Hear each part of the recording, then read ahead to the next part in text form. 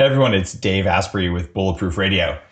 Today's cool fact of the day is that the record for the longest period without sleep is 18 days, 21 hours, and 40 minutes. And that occurred during, get this, a rocking chair marathon. Like, wow. The person who holds the record had hallucinations, paranoia, blurred vision, slurred speech, and memory and concentration lapses. Now, I know a lot of people who have those things, but they're usually at Burning Man. And so I'm not sure how related rocking chairs and Burning Man are, but there might be a relation. Today's guest is Dan Pardi, who's an entrepreneur and a researcher. And he's looked at how to facilitate health behaviors in people and created this really cool thing called the loop model to sustain health behaviors so that you can maintain health and vibrance in our modern world. And he works as a researcher with the Psychiatry and Behavioral Sciences department at Stanford in the neurology and endocrinology, and in the neurology and endocrinology departments at Leiden University in the Netherlands.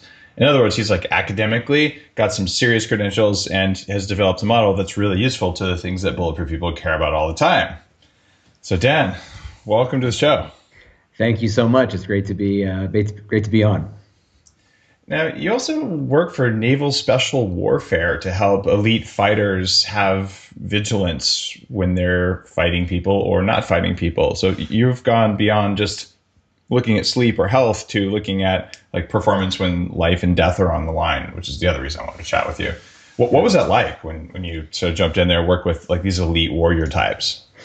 Well, it was a huge honor, for sure. And going in there, I don't have a military background, but I tried to think about what their situation was like. So without knowing much about it. And I know that their training wants to prepare them as best they can for battle. Then they're going to be in a condition of battle where they're not going to be able to plan all the time. They're going to have extended missions where they have to maintain vigilance for over 100 hours at a time. And then there's the condition of being deployed, or not being deployed, but coming home and then having to, what do you do after you've been in battle, and how do you sleep if you're basically been maintaining a hypervigilant state for a long period of time?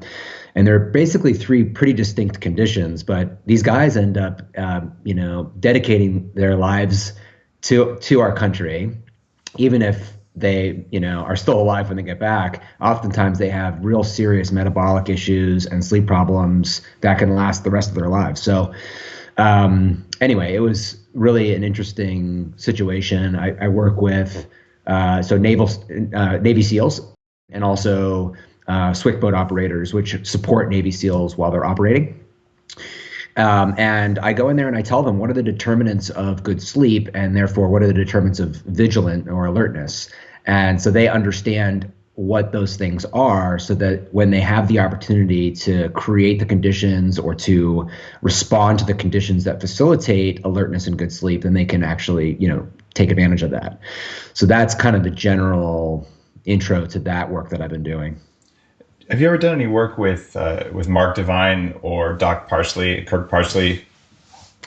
Not Mark Devine, but I got connected with the SEALs through Doc Parsley. Oh, cool. So Doc Parsley's a friend, and if for people listening, Mark's been on the show. The thing that helps me remember Mark's name is he's the only guy I know who can kill you and has a porn star name.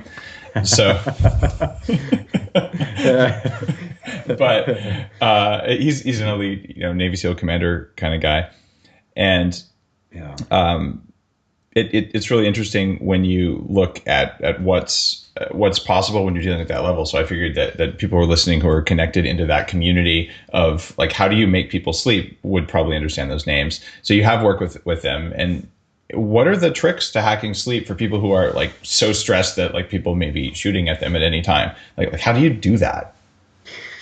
Yeah, well, actually, I also work with high-functioning organizations to help them with a similar issue. But the SEALs are tough because they are not always in a place where they can, like I said, act upon the things that will get them good sleep. So then you have to know, well, okay, so if you can't do everything that you ordinarily would, how can you, what should you do then? And a lot of their training tries to inure them to the effects of sleep loss, which can happen. So what that means is that you don't get enough sleep on a regular basis, and you basically become toughened to the effect.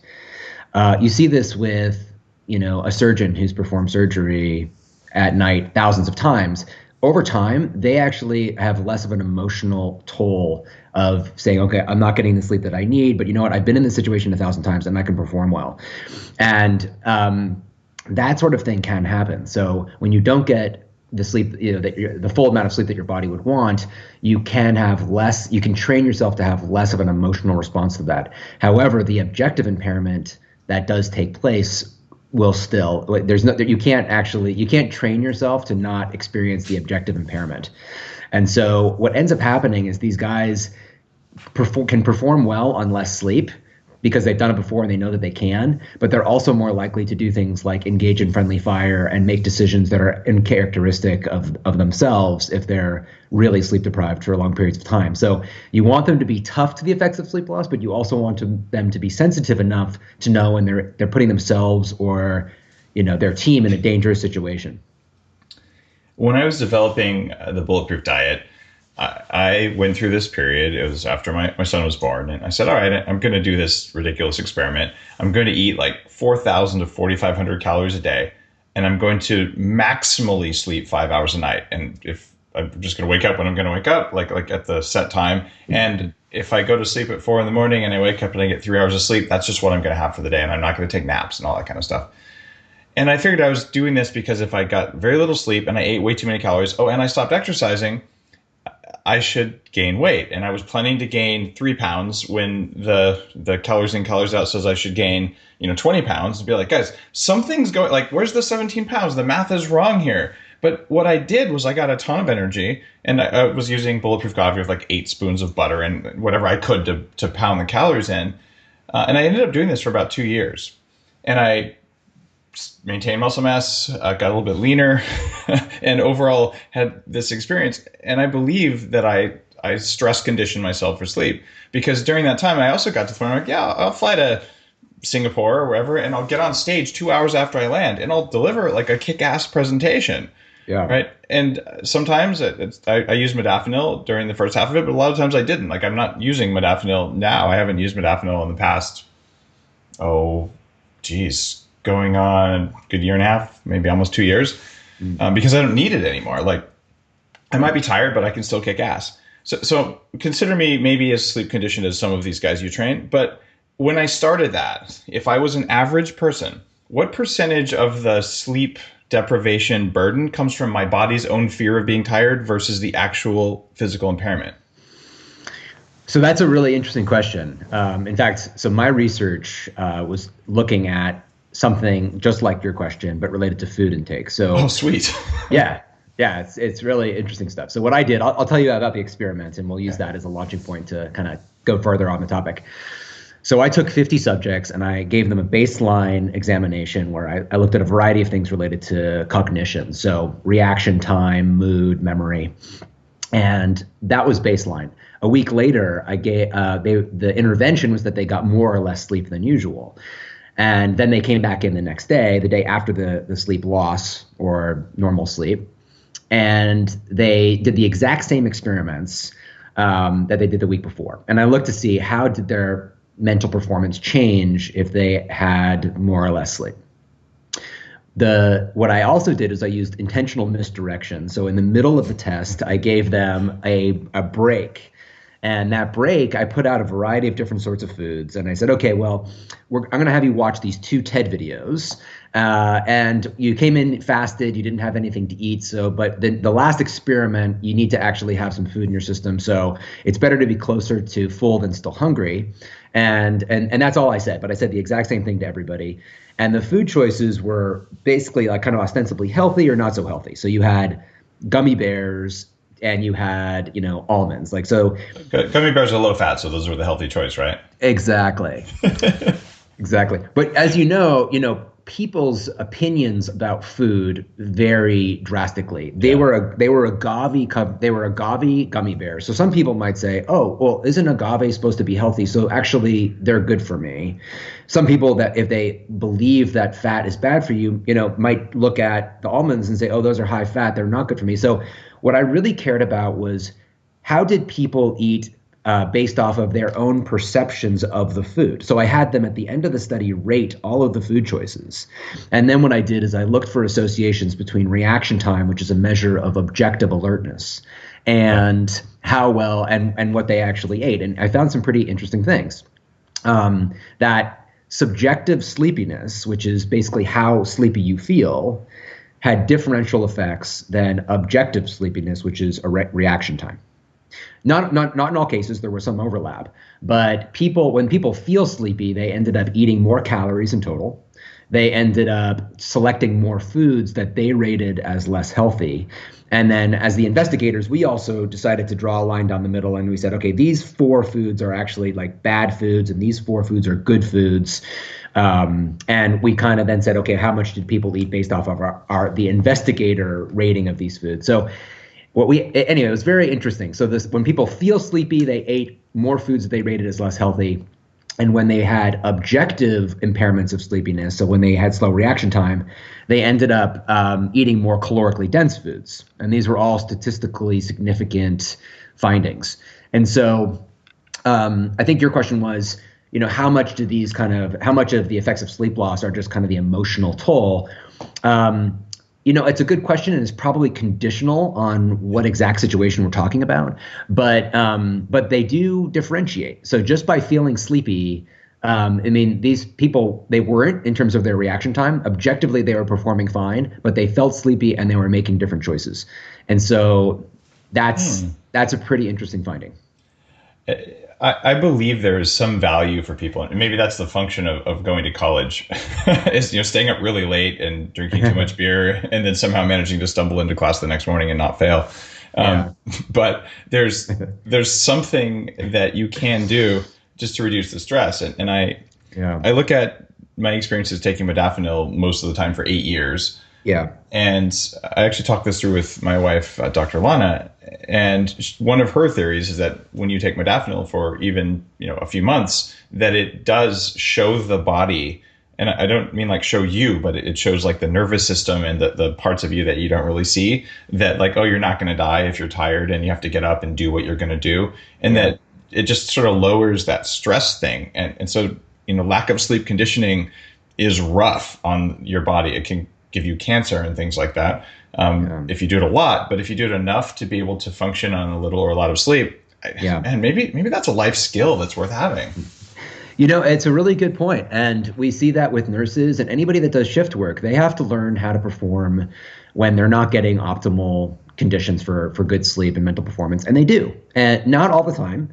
Actually, you see a higher risk of accidents. You see we'll talk about some of the stuff today, I'm sure, but the mind changes in a variety of interesting ways when you're sleep deprived. And some people can perform, let's say, a majority to all of their tasks just fine. But the more complex those tasks get, the more sleep deprived you are. There's also individual variability. Some people can withstand sleep loss much better than others. So if you look at objective decrements in performance over, let's say 60 hours, they experience very, very little. And that has to do with genotypes around period genes, other genes that are involved with circadian rhythms and the kind of the impact of sleep loss. And people, and I bet that seals, for example, are probably selected for, they have a certain genotype that perform very well under sleep deprivation.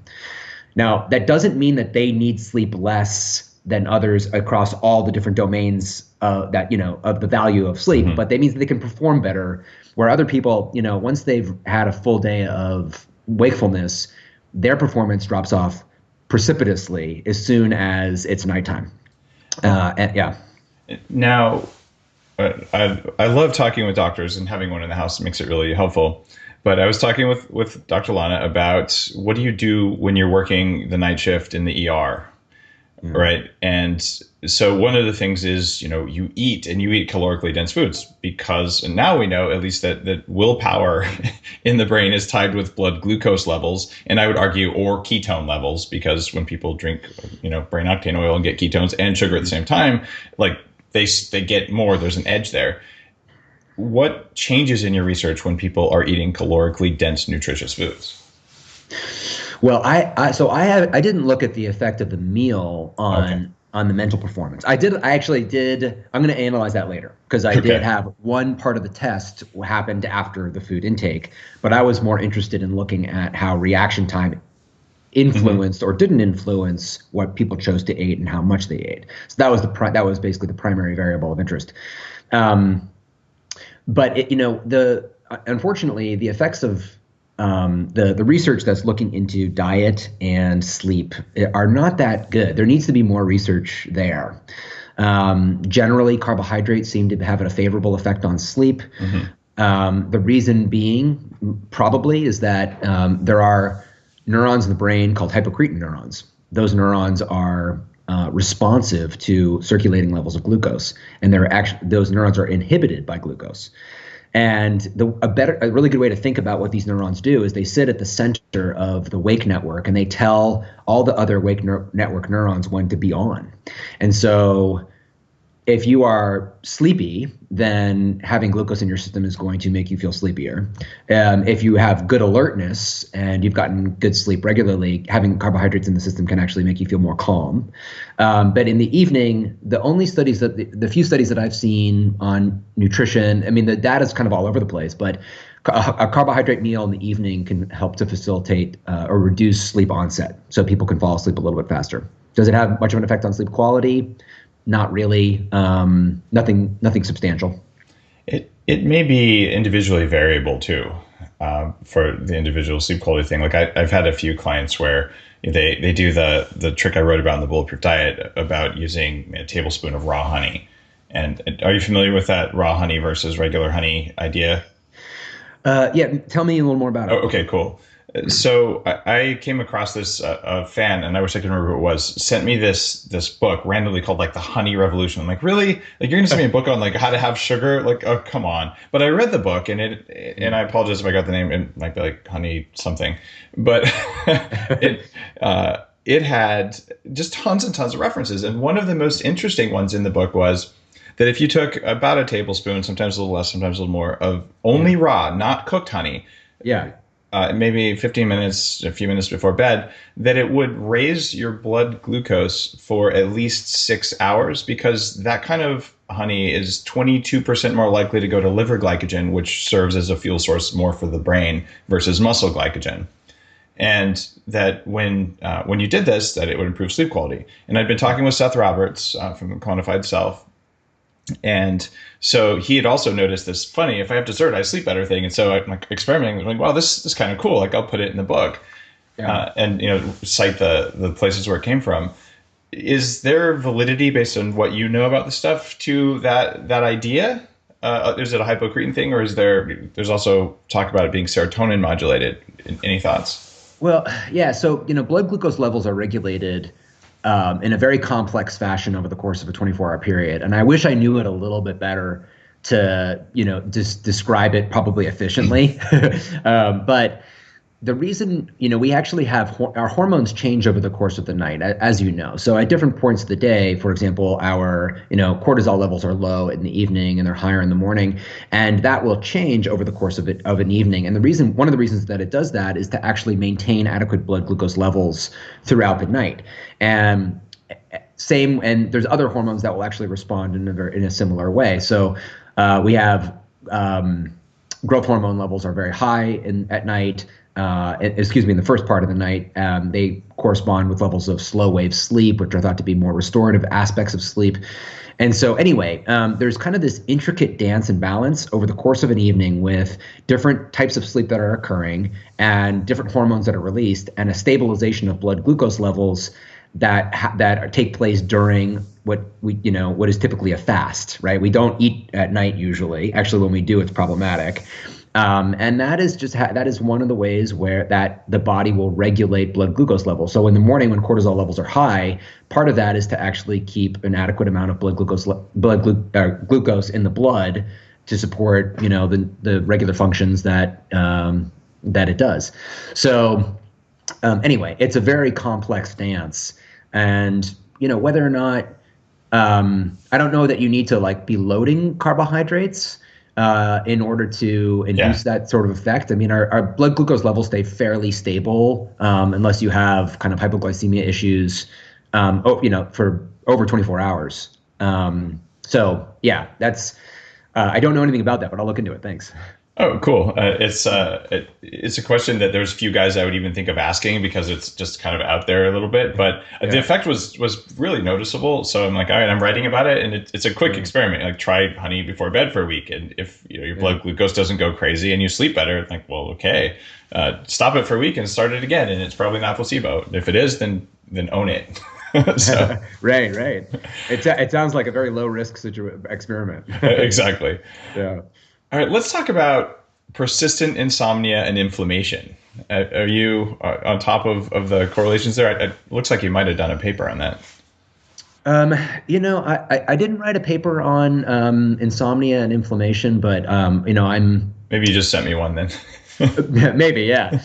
I'm interested in, insomnia is, I was in Switzerland and I had a good fortune of sitting down at a table with the dean of the neurology department at Harvard. It was at a conference and we were chatting about insomnia, and his name's Cliff Saper, and he's like, yeah, insomnia is much more of an anxiety disorder than it is a sleep disorder.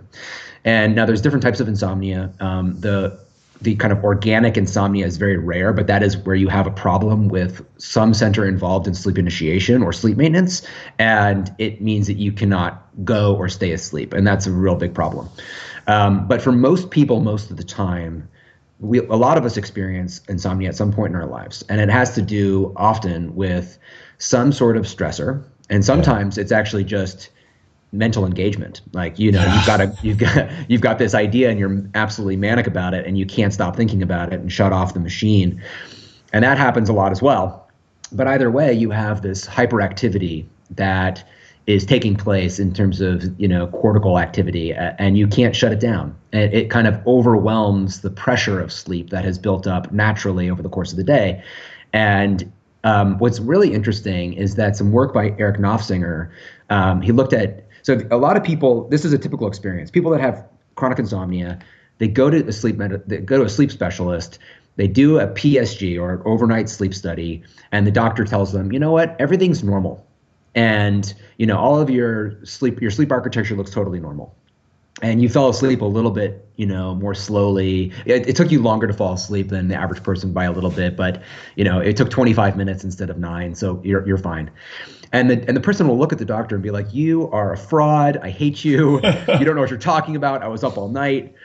And so that's why I think that this work by Dr. Nofsinger was really, really interesting. He did fMRI in sleep-deprived people. And what in people that have insomnia, And what he found is that brain activity, so you can detect kind of with more fidelity different types of brain activity with fMRI that you can with normal PSG. And what he found is that there was areas of the brain that looked like they were awake, even though the rest of the brain was asleep. And he called it this hyperfrontality. So these areas that are kind of processing thought it was like they were awake. They were not kind of demonstrating normal characteristic behavior as sleep, but the rest of the brain was asleep. And what that led to, because that area was hyperactive at night, it led to hypofrontality during the day, which meant like sluggishness and slow thinking and fatigue. And so that's a pretty common experience of people that have chronic insomnia, is that they feel that they're awake even though they're asleep. And part of that is because their brain is processing and thinking, and they feel that they're awake. And then that, even though they can't sleep ever, or they have a hard time doing it, they have this kind of alertness that is there persistently. And it's a tough situation. So there's a lot of things that are driving it. And anyway, you asked about inflammation and insomnia. So I haven't explored the connection there, but inflammation seems to break everything in our body. It's and I certainly would not be surprised if there was kind of an association. There are centers of the brain in the hypothalamus that are most active at night. So they initiate to facilitate sleep onset. And if those areas were to become inflamed, like we see with other areas of the hypothalamus, so we know that areas of the hypothalamus can become inflamed, then usually what you have is inhibited function. And so while I don't know anything specific about the connection there, I wouldn't be surprised if there was one. There's a couple of studies I've come across. that say that there's one, and certainly you would expect if you have less growth hormone and your other circadian disruption things happen, that inflammation would be one of the things that would happen. Yeah. There's another thing that's kind of come up lately around the potential that narcolepsy might be an autoimmune condition. Which is something I would absolutely say, well, it makes sense to me based on a lot of the narcoleptics that I've talked with over the years. They seem to have all these other problems. Yeah. What do you think about your immune system and sleep? Is there a connection there that people can use to hack their sleep, or people with allergies, like, should they be paying extra attention to their sleep? Yeah. So narcolepsy is a disorder that I studied for about 8 years. I worked for a pharmaceutical company that had a drug for narcolepsy. That drug is sodium oxybate. And that's where my love for sleep started. I knew nothing about it beforehand. And I would go to the APSS conference, the Associated Professional Sleep Societies. And soon it became like one of the hardest choice. The hardest choice I'd have to make all year was like, okay, which session do I want to attend? Because they were all so interesting. It was all such a window into how sleep provides this incredible window to understand how the body and mind work.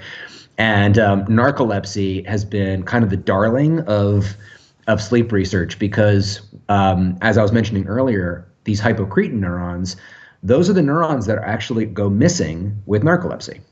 And so probably due to autoimmune attack. Autoimmune disorders can be very hard to pin down because the conditions of autoimmunity that end up causing the damage at a certain site, they can be gone. The markers can be gone by the time that the condition is manifests itself clinically months later, years later, whenever. And so people that have narcolepsy likely had some sort of infarction of the hypocretin neurons, maybe 8 months previously or a year previously. And so it's kind of like, there's no smoking gun at that point. So, go ahead. I've got a study here that looks at autoimmunity to the brain, or to different parts of the brain, caused by environmental mold toxins. And very specifically, they know which part of the pituitary gland gets targeted in response to exposure to water-damaged buildings. And that's one of the things that's in the documentary on toxic mold I have, because mold is a big trigger of autoimmunity, but so is like excessive stress and adrenal dysfunction that tends to precede autoimmunity. So if you had a stressful period, you were exposed to some trigger, probably environmentally, and then all of a sudden, like a year later, you're like, my brain is jacked and I have no idea why, and you're not going to find that stuff anymore unless you happen to be living in the same house that got you sick in the first place. Yeah. So that's likely what is happening with narcolepsy. There is some environmental trigger. There's probably some genetic susceptibility. We see that. There's probably, maybe it's also under the conditions of stress. So that sort of confluence of factors, just like you described, could absolutely be what's causing a variety of different sorts of autoimmune attacks. And with narcolepsy, it's about 1 in 2,000 people have it. And, as I was describing before, these hypocretin neurons sit at the center of your wake network. And so if you imagine the symphony conductor being removed from the symphony, then there's just not as much of a signal to other areas of the wake network that keep the cortex alert during the day, that keep you functioning, to kind of say, hey, be on now, it's daytime, be alert, function. And what happens is narcoleptics have a very interesting pattern of sleep. They don't sleep more than normal people. They actually sleep 8 hours about, just like the normal population, but they cannot sustain wakefulness for more than 3 to 4 hours at a time. And then they have to sleep again. And then but they can't sleep for very long. They can only sleep for, let's say, an hour or two, and then then they can be up again. And so they're almost like a cat, where they can only be up for a little bit of time, then they rest, be up for a little bit of time. So over the course of a 24-hour period, it's almost like they're doing polyphasic sleep. They're up for a little bit, then they sleep. They're up for a little bit, then they sleep. And that's really difficult in modern life, which expects you to be at your job for 8 hours, and to be able to, be able to sleep be at your job for 8 hours, be up for 16, or sleep for 8 hours, so that you can have a full day of functioning. And so, anyway, it's a very difficult condition. They take very high amounts of stimulants, and it still doesn't completely kind of reduce the sleepiness that they feel. They're still clinically sleepy. So they'll take methamphetamine, and it's still not enough to get them to feel as alert as you and I do. I got an email a while back. Actually, I've received a few from narcoleptics. And this guy, though, was like, Dave, I went from like 30 or so attacks down to one a day when I switched to Bulletproof Coffee. Mm. And my question for you is okay, is it likely mitochondria mediated? Like do some people just suck at using glucose in their brains? So maybe just, oh my goodness, I had ketones because I used some brain octane oil. So now I have enough energy. So is it that like the brain cells are building up a charge? They just can't hold the charge for very long. There's some studies about that, like, because it actually doesn't make sense. Like amphetamine is a very strong stimulant and coffee is not a very strong stimulant. Yeah. But at least in that one weird case where he felt that he should email me about it, I've always wondered, is there some mechanism you can think of around blood sugar versus fat in neurons versus glial cells, and any light you can shed on that? Because I was so fascinated by that. Yeah. So I have not thought about this question before. So this is going to just be like on the fly. But so the drug that I worked with was sodium oxybate. Now, the other name for that drug is gamma hydroxybutyrate, GHB, which is it's a drug of abuse, but it is a short chain fatty acid.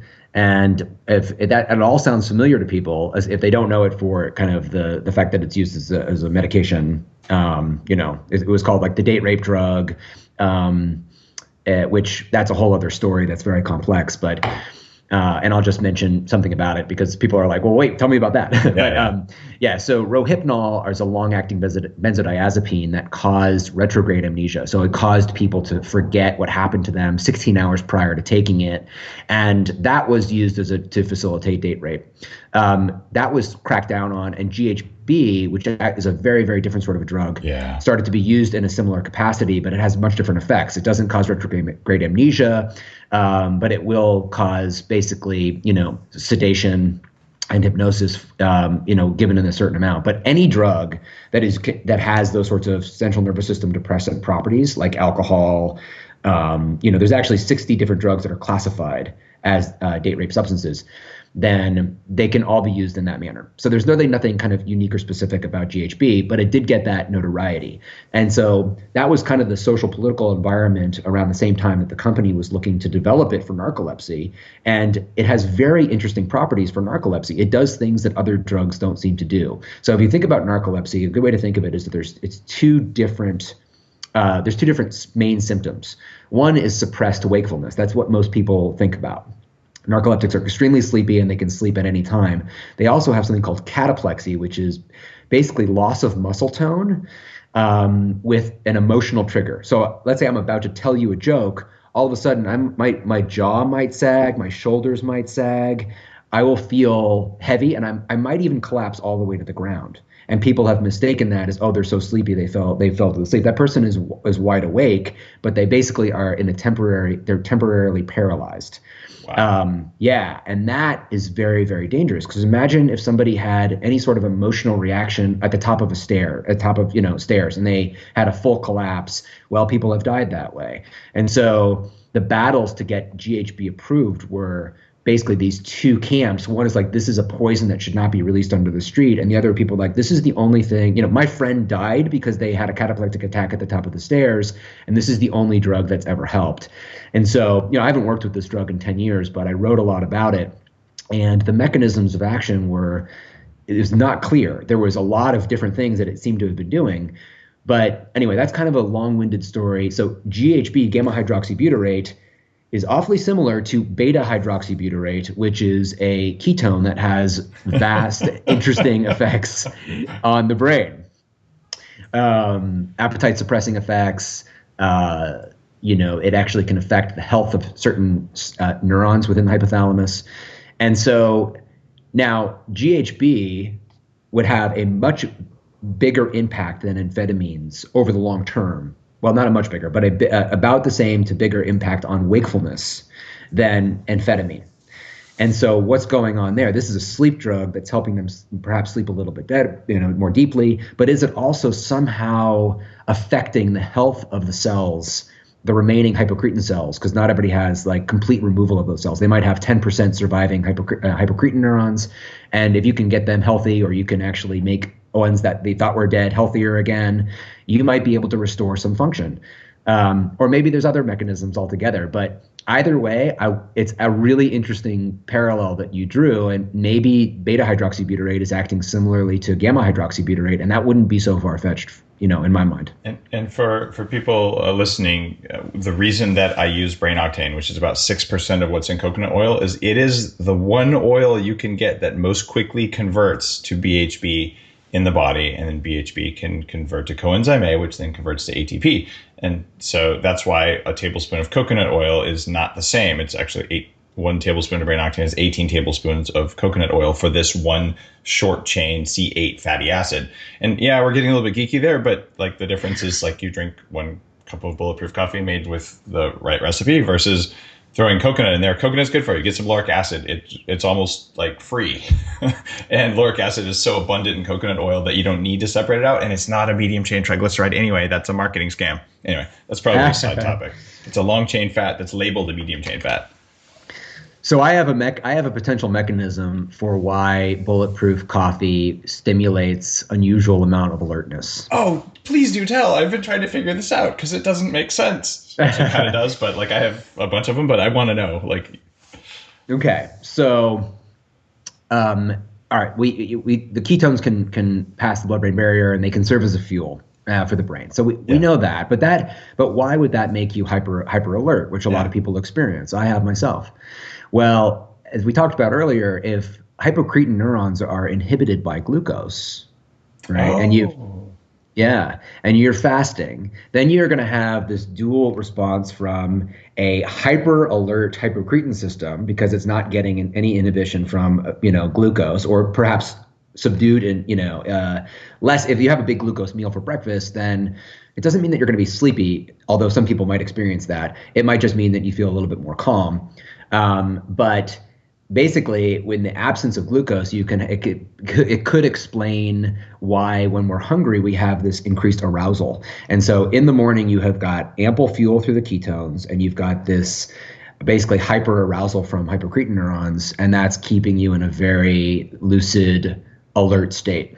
You're amplifying the effects of kind of the primary alertness driver in the central nervous system. I hope that made sense. It did make sense. So you're sort of thinking that when people do it the way I recommend, without protein that raises insulin and can raise glucose a little bit, and without carbohydrates, so in other words, just fat and coffee, including the brain octane oil and grass-fed butter.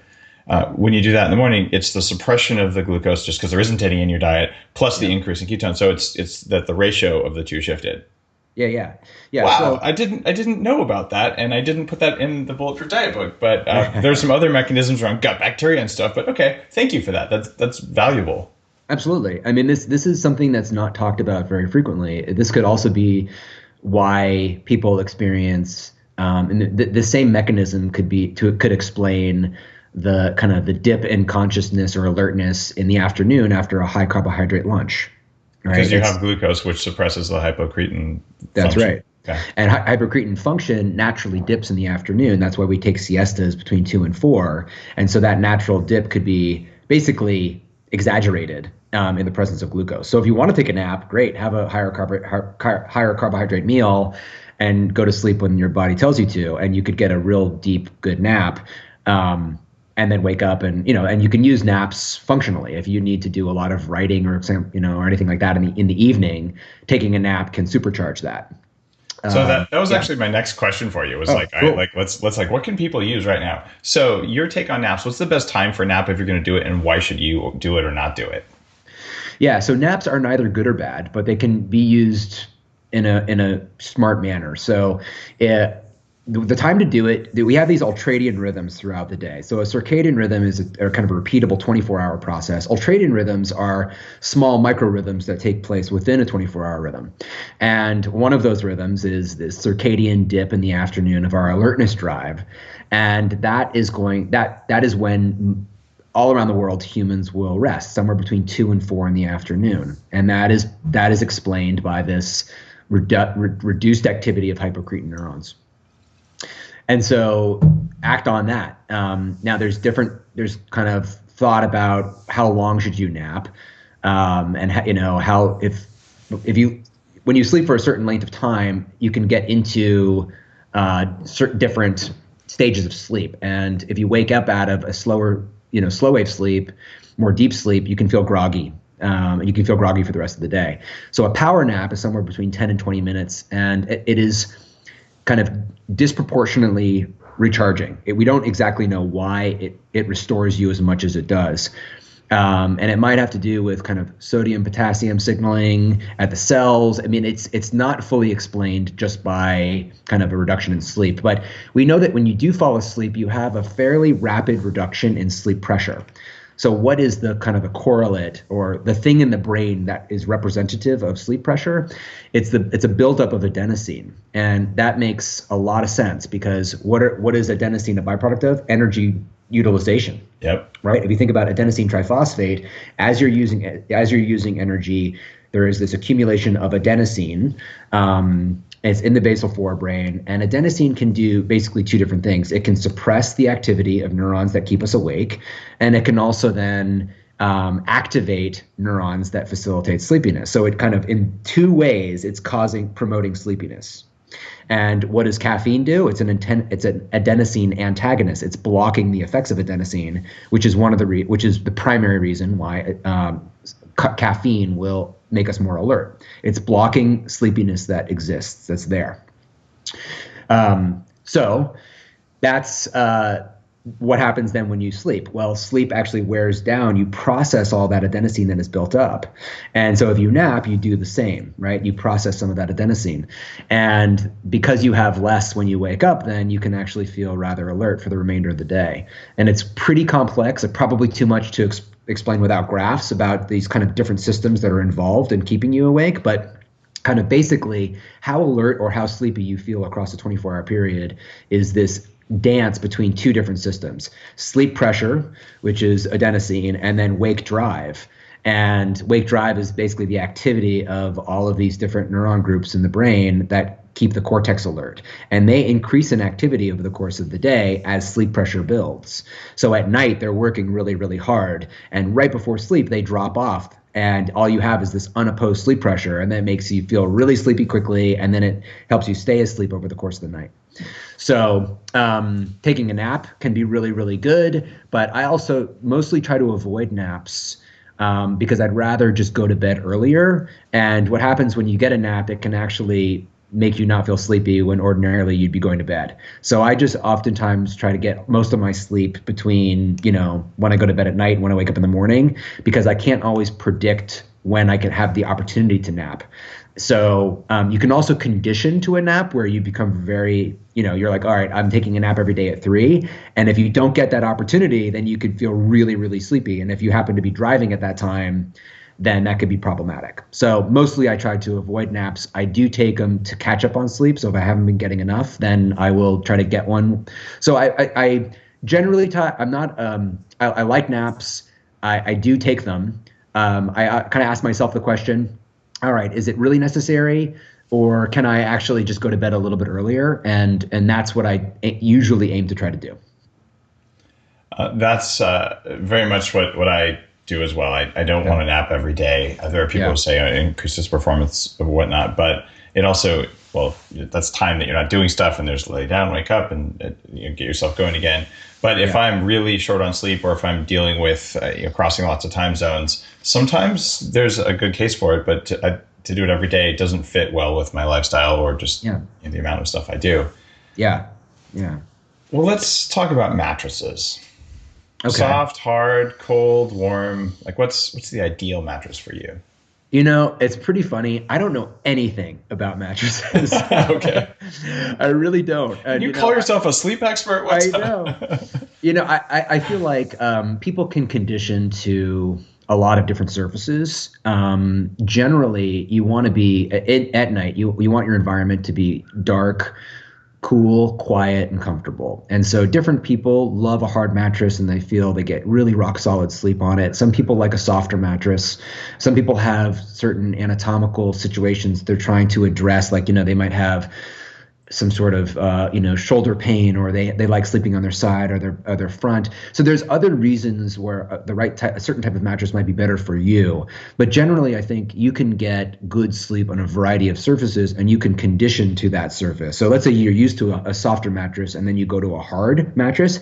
Your sleep might not be as good for a period of time, but it might be fine after, let's say, 6 weeks or a month. It might also be better. I did this. I haven't even written this up yet, but about almost a year ago, a yoga teacher friend said, well, I've been sleeping on the floor on a blanket, because that's what they do somewhere that she learned at some class. And I said, well, that sounds really uncomfortable. And she said, no, like after a week or two, all body pain sort of just went away, and that it was really interesting.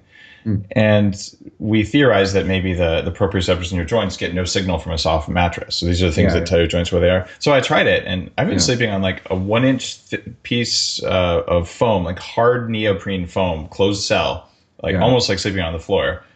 And the first week, everything hurt. And after that, I wake up with way less, in fact, almost no joint pain. And even I've been working on some sciatica from over-exercising my posterior chain. And even that got like essentially gone. I was blown away by how good I feel. And when I go to a hotel, I'm like, this mattress is like sleeping on Jello. Like, it's gross, which is kind of weird. But any thoughts about like signaling from the environment to the body about just pressure while sleeping? Yeah, I mean, that does, my bias in the absence of either available knowledge or understanding, or my own knowledge and understanding, tends to gravitate towards what was the conditions like for our ancestors? Did they have, a 12-inch thick, Tempur-Pedic mattress, or, something that was uber soft? Cavemen have a sleep number. It was chiseled into the wall. Is that right? Yeah, and so while not paleo, I do have an ancestral bias. I think that's it's good to think that way. Like, all right, so what were the conditions like over the millennia that we evolved? And it's likely that we probably had less of a perfectly smooth surface, and it was probably harder. And I would not be surprised if there was, at minimum, at least good sleep, maybe better. And like you said, I mean, if that hard mattress could feel, the hard floor could feel like really uncomfortable for a while, but then it also might, have some benefit in kind of sensitizing your kind of, the nerve receptors so that you experience less pain during the day.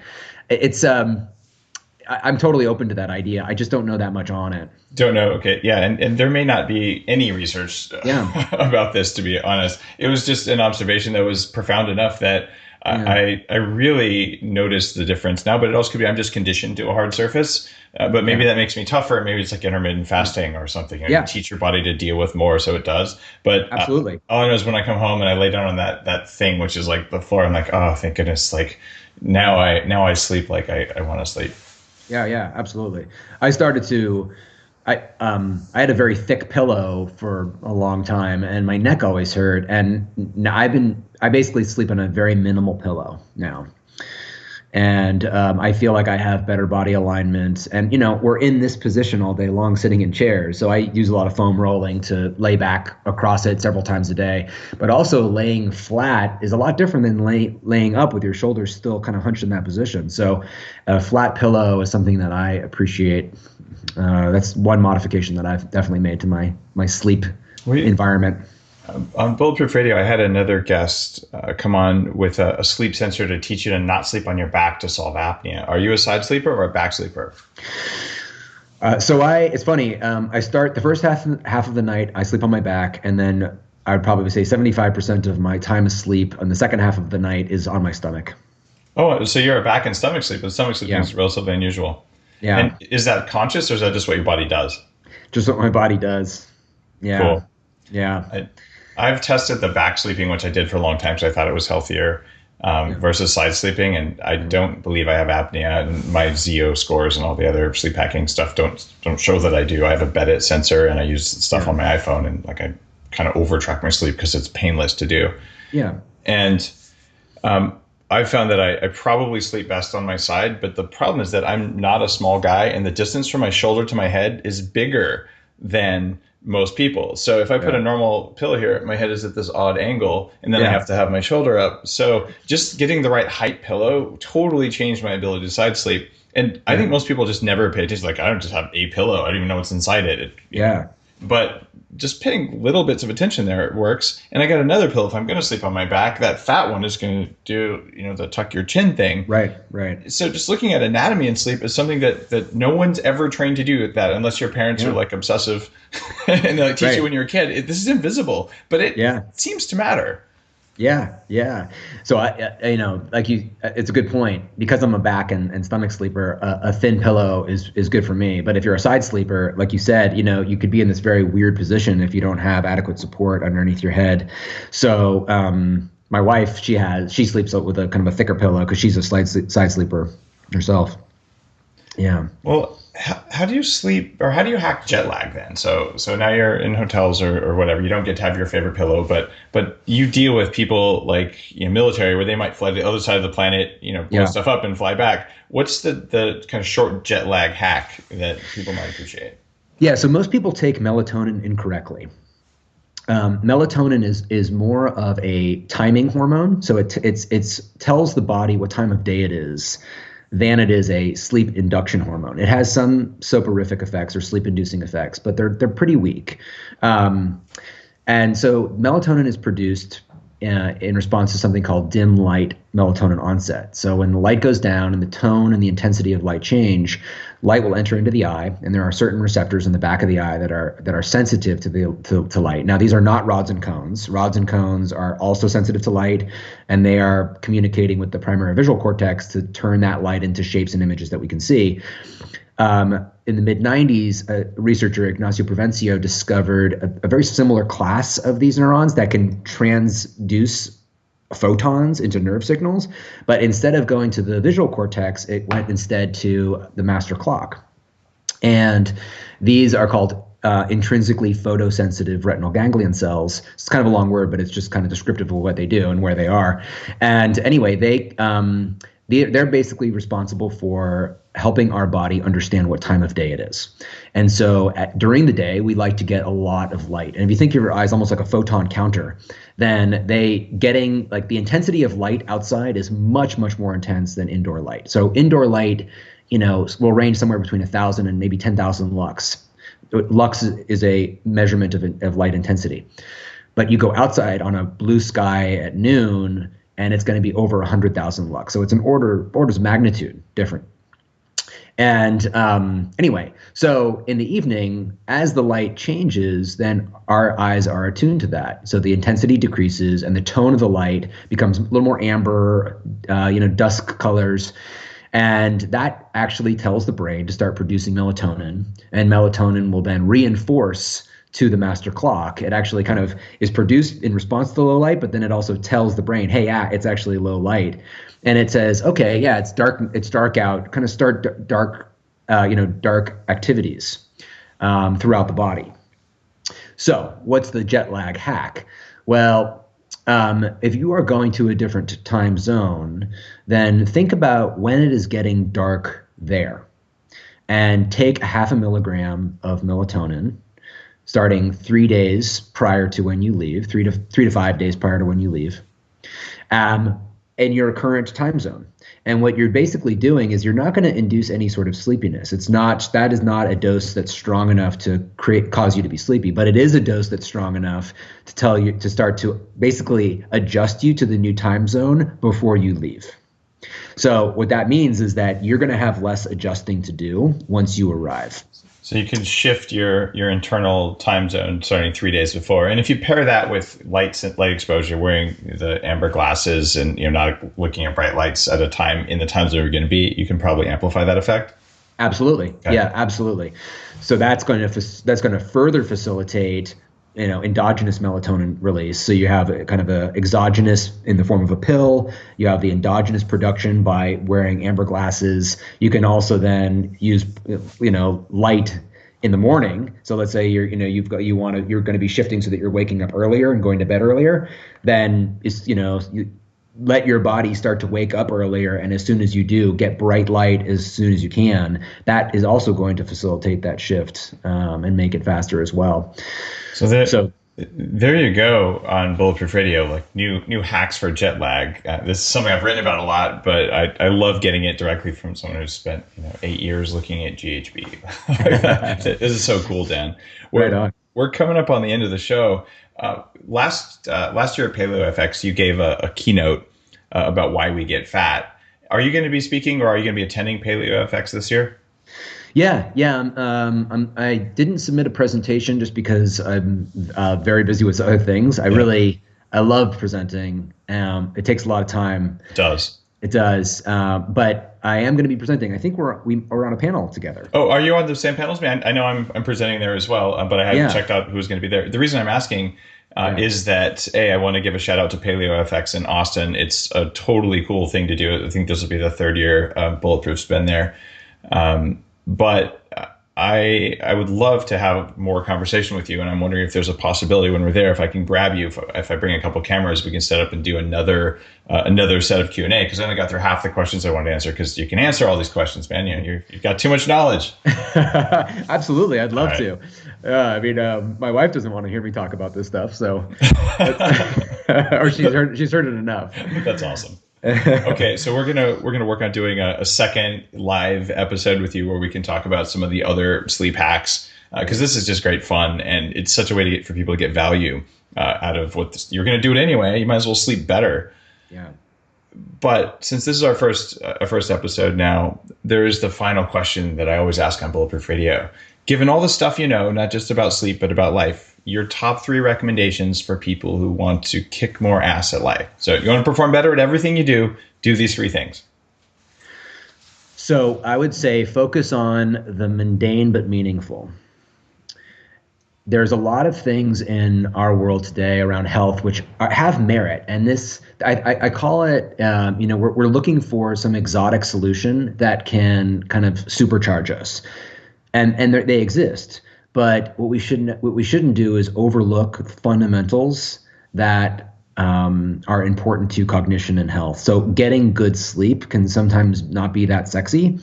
It's certainly not something you're going to post on your Facebook wall, but it has a massive impact on both how well you perform and how well you live and how healthy you are. So I would say the mundane is something that's kind of like it's easy to overlook, but it means a lot. And so next time when we speak, I'll tell you about how I translate knowledge into what I think are kind of the best things to focus on in order for you to get good sleep. And they can be as simple as have a very clear idea in your mind about what time you want to go to bed. And I'll tell you how to architect that. So how do you base that idea? And it has to do with how much time you want to be in bed, and also kind of like circadian timing. And but once you do that, having that clear idea and track it so that you can then know, all right, am I actually meeting my goals on a regular basis? And because in life today, whether it's work or other sorts of distractions like Game of Thrones or House of Cards, there are things that are out there that are competing for our attention. And if left unchecked, then sleep gets sacrificed. And that is the condition of the modern world. And so you need to have clarity around, okay, what is my sleep practice? How do I get good sleep? And then I think objective feedback has absolutely been shown to be beneficial to say, hey, these are the behavior, these are your goals, and here's how you're doing towards them on an ongoing basis. And that type of feedback can help us in this world where it's so easy to miss sleep. It's easier to miss sleep these days than to get perfect sleep. So that's one. Okay, so let's see. So 3 of them? Exactly. Wow. All right, so focus on the mundane but meaningful. That's kind of like focus on the fundamentals. 3 is know how you learn. It took me a while. I became kind of a better and better student over the course of my academic career. I was an okay student in high school, a better student in college, and a good student in graduate school. And I think everything to do with understanding how I learn. And so the way that I figured that out is that I kind of was very intentional about exploring what that meant for me. And I know that in order for me to learn things, I need to interact with information. I can't passively consume it. And so because there's so many things in the world that interest me, I have a breadth and depth approach. My breadth approach is say, okay, I'm going to then try to just get exposure to a lot of information, but I'm not going to try to learn all of it. I'm going to use that breadth to pluck out the things that I actually want to take a deeper dive on. And then I'll spend kind of a disproportionate amount of time on one academic paper. I'll spend 3 days just learning it. But when I do that, my own learning is so much better than if I just kind of casually consume things. Like I can recall and refer to studies that I read years ago only for the papers that I spent more time really looking into. And, whether it's a paper or anything else, learn it back and forwards and you'll have that knowledge for life, and talk about it and teach others. So that's number 2. Know yourself and know how you learn. And then I think probably the third one is like kind of the tail end of the fourth one is for the things that you like and learn, teach others. Teaching others is a great way to share, stuff that's valuable. A lot of people in the world, of course, care about the same things that you do. Being able to teach them is a great way for you to learn. And it's also a great way to help your friends and people you love to kind of benefit from these cool things that you're picking up on. You might be the first person to say teach others as one of their top 3. And it's very wise. I wouldn't be where I am in my career if I hadn't spent years teaching people, because it is how I learn too. It's very, very perceptive that you said that. That's an unusual one. Oh, cool. Yeah. Focus on fundamentals, know how you learn, and teach others. Beautiful. Dan, thanks a lot for being on Bulletproof Radio. If people want to hear more about your work and what you do, where should they go? Go to dansplan.com. I bet your audience would really like a blog I just wrote. It's a little bit of a controversial title: Why Dietary Fat is Fattening and When It's Not. Timing matters. Yeah. So check that out. That got really good traffic. I think people will enjoy. Yeah. That's a difficult topic to unpack, and I tried to do it well. And then also, my site, which we didn't talk about, is basically, the loop model that I developed. I'm trying to operationalize that into a tool that people can use to benefit their own life. All right, let's make sure in the next interview that we do at Paleo FX that you and I talk about that. So remind me then. Cool. Will do. All right, Dan. Thanks for coming on Bulletproof Radio, and I'm really looking forward to the next time we record, because I just didn't get enough. Awesome. I know I could talk about this stuff all day, and I love talking with people that are really passionate like I am. So thanks. Appreciate being on. You got it. If you enjoyed today's episode of Bulletproof Radio, there's an easy way to say thanks. Actually, there's a whole bunch of them, but the easiest one is to go over to your favorite online bookstore or offline and buy a copy of the Bulletproof Diet book. This is the easiest way to say thanks for episodes like this that are chock full of information where you can learn stuff you're not going to find anywhere else. And when you buy that book, it's going to help me write my next book. So now is a really important time for sales to go up. So buy it as a gift for one of your friends. If you already have a copy, buy another one and carry it with you all the time, and you'll see me in an airport and I'll sign it for you. However you do it, I'd appreciate it. And if you don't want to buy the book or buy another copy of the book, then just head out there onto iTunes and click "This is a really good show" or whatever that like button is on iTunes. Thanks so much. Have an awesome day, and I will see you on the next episode.